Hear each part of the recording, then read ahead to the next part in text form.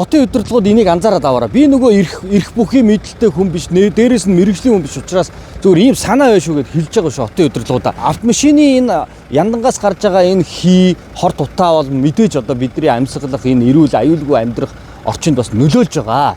За Солонгос улсад яаж шийдсэн бэ гэхээр энэ санааг аваарай заяа.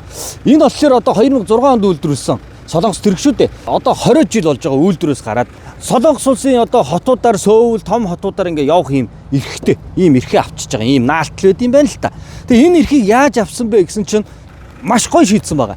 Агаарын бохирдолгүй болгоод яндангийн тэр чигээрээ сольсон байж байгаа. Энэ одоо дизель автомашин байхгүй. Тэгэд энэ ерөнхийдөө ганцхан энэ чихгүй дизель автомашинуудынхаа энэ фильтр ийм шүүлтүр байгаад байгаа юм. Тусгай юм яндан тавиад, хөрөмжийн тавиад таагүй агаарын бохирдолгүй гэд хөлөөн зөвшөөрөгдөөд ингээд наалтаа аваад Сөүл хотод чөлөөтэй зорчих хэрэгтэй.